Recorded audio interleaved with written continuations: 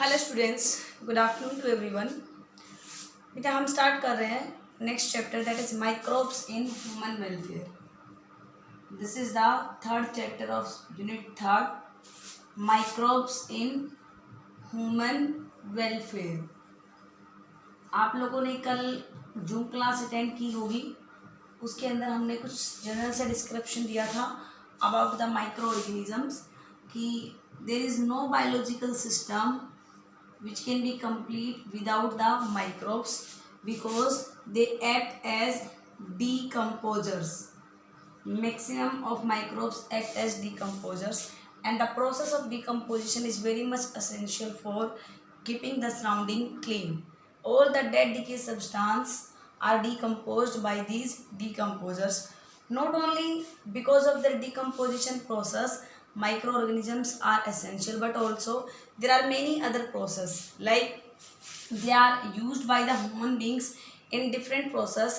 For example सबसे first जो हमने माइक्रो ऑर्गेनिजम्स के सिग्निफिकेंट इफेक्ट्स पढ़े थे वो किसके अंदर पढ़े थे? In the house hold product. House hold product की फॉर्मेशन के लिए माइक्रो ऑर्गेनिजम्स हैं वो बहुत ज़्यादा इंपॉर्टेंट होंगी, जिसमें से कुछ एक के बारे में हम ऑलरेडी स्टडी कर चुके हैं, like the formation of the bread. Bread की फॉर्मेशन के लिए हमें यीस्ट चाहिए होता है, सैक्रोमाइसिस सेरेविसी, जो वीट नीडेड वीट को पफी अपीयरेंस देने में काम आता है। इसके बाद हमने कार्ड की फॉर्मेशन में डिस्कस किया था। कार्ड की फॉर्मेशन में lactic acid bacteria lactobacillus acidophilus use किया था। देन हमने योग हार्ट की फॉर्मेशन में स्टडी किया कि योग हार्ट की फॉर्मेशन में भी LAB की रिक्वायरमेंट होती है। एंड उसके बाद हमने चीज़ की फॉर्मेशन बताई थी। ठीक है, तो बेटा कल मैंने चीज़ की फॉर्मेशन बताई थी। कुछ बच्चों की प्रॉब्लम्स थे कि मैम आपके पास क्लियर नहीं आ रही है आज जूम क्लास में, तो हमने टॉपिक छोड़ दिया था जहाँ पे हमने क्या स्टडी किया था? Swiss cheese.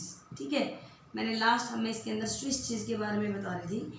तो कई बार क्वेश्चन क्या आता है कि स्विस चीज़ के अंदर जो लार्ज होल की फॉर्मेशन होती है that is because of CO2 production. काफ़ी ज़्यादा अमाउंट में CO2 की प्रोडक्शन होती है, और यहाँ पे इसकी राइपनिंग के लिए कौन सा बैक्टीरिया यूज़ किया जाता है? प्रोपाइनी बैक्टीरियम शर्मानी। प्रोपाइनी बैक्टीरियम शर्मानी नाम का बैक्टीरिया है जो यूज़ किया जाता है स्विस चीज़ की फॉर्मेशन के लिए, वही कार्बन डाइऑक्साइड की फॉर्मेशन करता है। ठीक है बेटा, इसी राइपनिंग की ब्याह पे आपको एक टाइप का और चीज़ बताया गया था जिसका नाम था कैमेम्बर्टाई चीज़। ठीक है, कैमेम्बर्टाई चीज़ के अंदर जो राइपनिंग होती है वो एक फंगस की हेल्प से होती है जिसका क्या नाम था? पेनिसिलियम कैमेम्बर्टाई।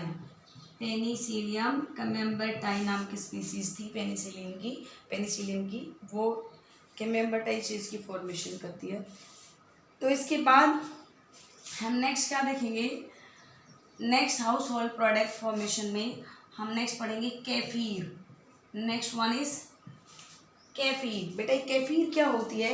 ये भी एक फर्मेंटेड मिल्क होता है जिसके अंदर this is a fermented milk. इसमें हम किस किस की एडिशन करते हैं? LAB प्लस में ईस्ट, इन दोनों के एडिशन से केफीर बनाया जाता है। तो यहाँ पे LAB लैक्टिक एसिड बैक्टीरिया की कौन सी स्पीसीज यूज होती है? लैक्टोबैसिलस कैफी, और यीस्ट की स्पीसीज कैनेडिडा कैफी। इसकी कौन सी स्पीसीज यूज होगी बेटा? लैक्टोबैसिलस कैफी और यीस्ट की कैनेडिडा कैफीर। ये दोनों स्पीसीज LAB की और यीस्ट की यूज़ की जाती है केफीर को बनाने में। ठीक है बेटा, केफीर के अंदर क्या क्या प्रेजेंट होता है? Kefir contain small amount of alcohol.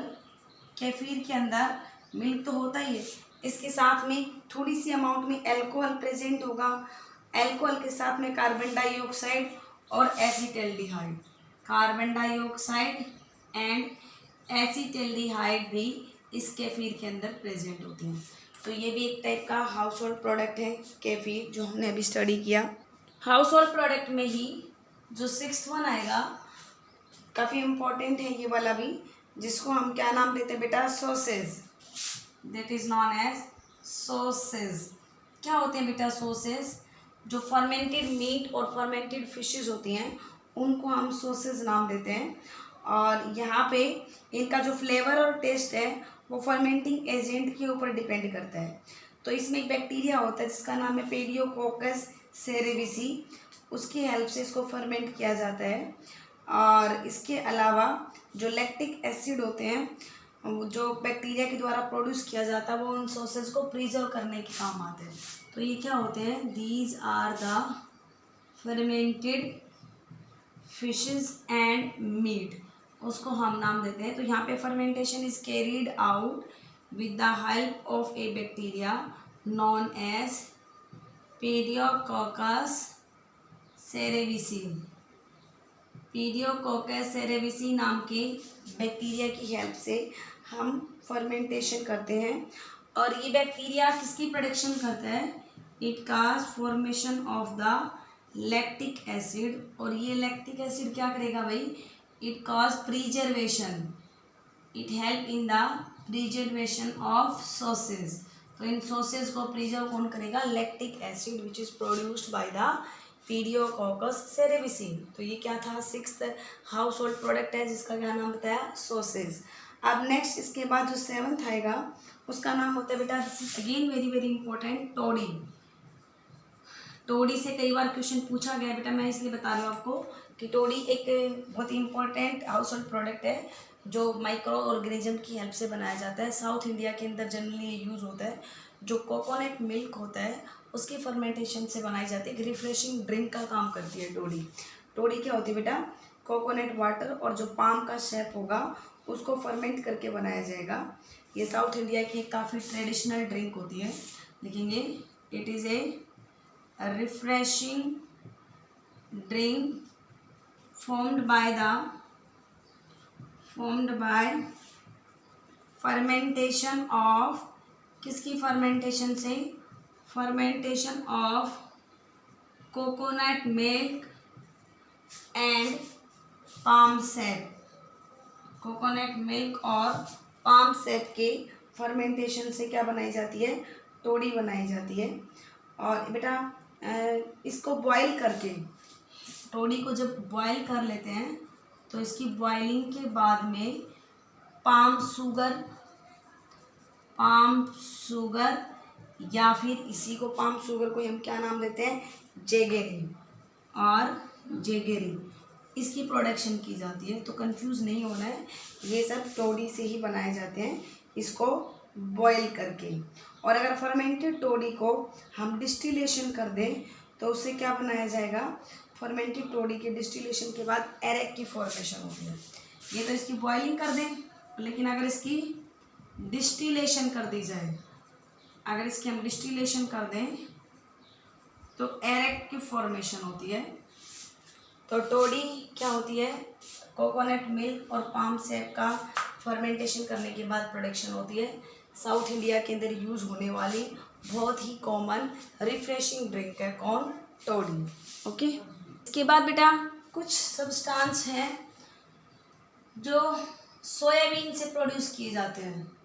अगर सोयाबीन की फर्मेंटेशन की जाए तो सोयाबीन से काफ़ी सारे सब्सटेंस प्रोड्यूस किए जाते हैं, जिनमें से मोस्ट कॉमन एक तो आता है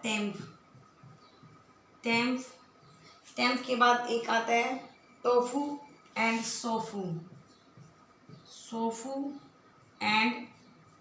टोफू। ये सारे के सारे सोयाबीन के फर्मेंटेशन से बनाए जाते हैं। इनमें से जो टेम्प होता है ये एक इंडोनेशियन फूड है, जनरली इंडोनेशिया के अंदर यूज़ होता है। सोयाबीन को फर्मेंट करके बनाया जाएगा। सोफू भी इसी तरीके से बनाया जाता है, बट ये कॉमनली चाइनीज़ फूड है, ये चाइना के अंदर यूज़ होता है।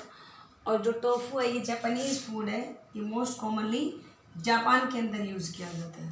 तो ये सब क्या है? सोयाबीन की फर्मेंटेशन से प्रिपेयर होने वाली प्रिपरेशन है। कौन? टेम्प, टोफू, सोफू एंड एक आता है सोया सॉस। ठीक है, क्या आता है बेटा? सोया सॉस भी बनाया जाता है। इनमें से ये क्या कब बनाए जाते हैं, जब एक स्पीसीज होती है म्यूकर फंजाई की, म्यूकर नाम की फंगस से इनका फर्मेंटेशन किया जाता है सोयाबीन का।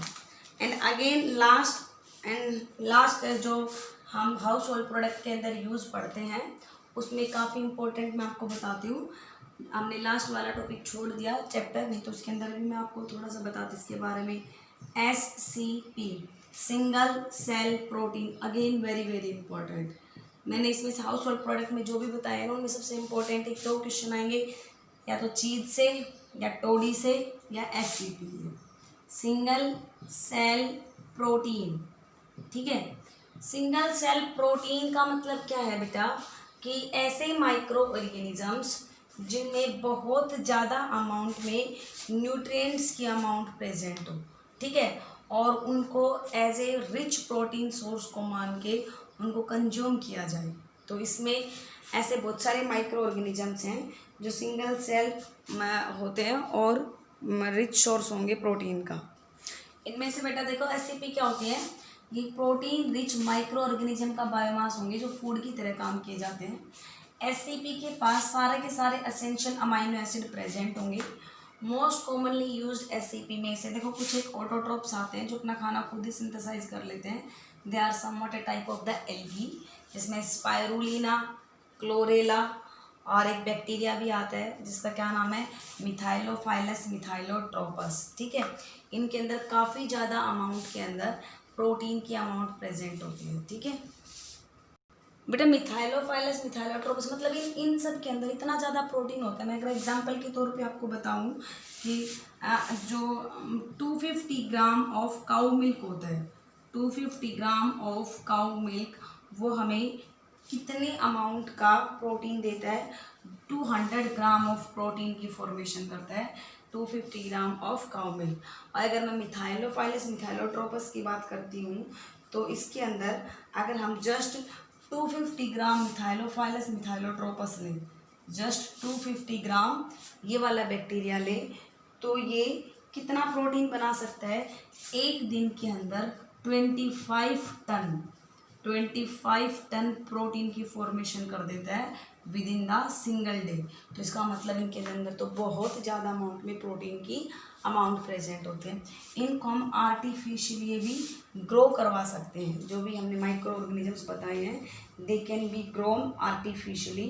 किसके ऊपर हम इनको ग्रो करवा सकते हैं, इनके ऊपर ऑर्गेनिक मैटर के ऊपर, जैसे कि सॉडस्ट हो गया, पैडी हस्क हो गया एंड दूसरे ऑर्गेनिक वेस्ट हो गए, उनके ऊपर हम इनको ग्रो करा सकते हैं। ठीक है बेटा, और इनको जो भी न्यूट्रिएंट्स दिए जाते हैं, इनको जो भी न्यूट्रिएंट्स दिए जाते हैं उनको हम नाम देते हैं प्रोबायोटिक्स।